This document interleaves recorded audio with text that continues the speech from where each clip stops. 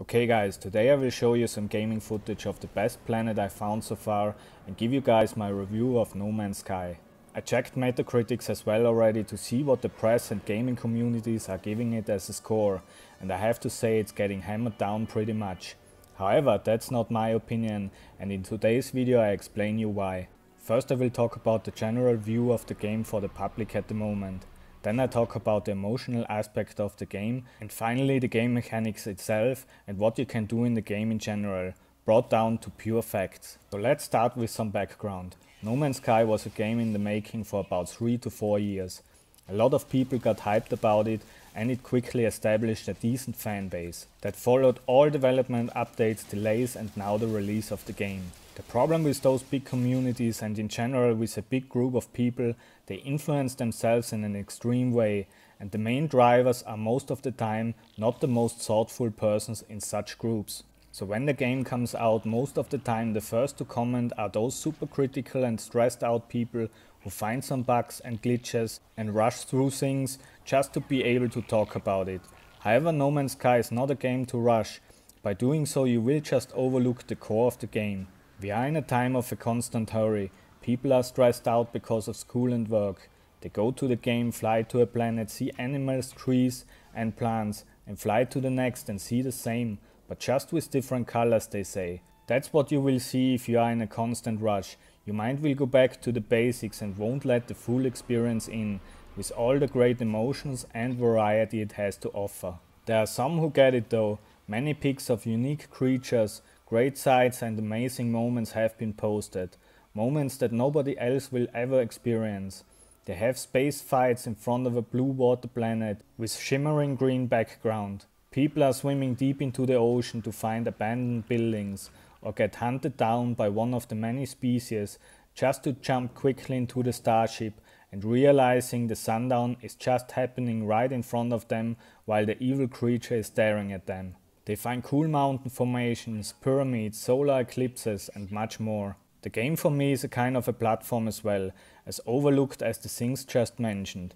Like Minecraft you can roleplay or use the footage to make commentary, do streams and have a philosophical discussion with your audience about life. It's the perfect game to make YouTube stuff, as it's tuned down and you can bring your personality to it. With an intense shooter you are not able to, because it takes away the attention. You can also take the game as inspirational point to think about things.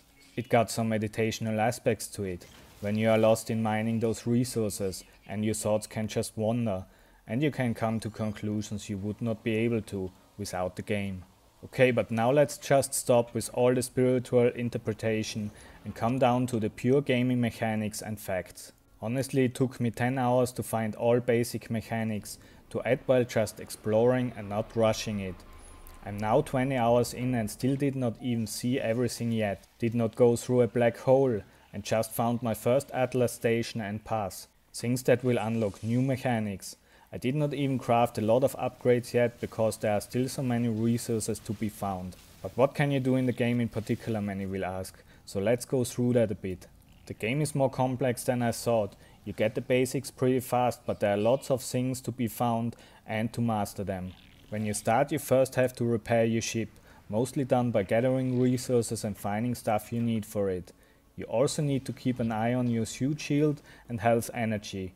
Get prepared to build more complex suit upgrades for planets with more toxic environment in the future. After you have repaired your ship you can go to space, fly to other planets, go into a space station, start a space fight, mine asteroids, progress further in the story mission.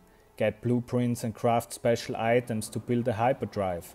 Find monoliths and the mysterium called Atlas. Get waypoints to discover drop pods, outposts, trasmissions. Help traders that get attacked by pirates. Be a pirate on your own and shoot everybody down. Fight with sentinels. Enjoy the view, name animals.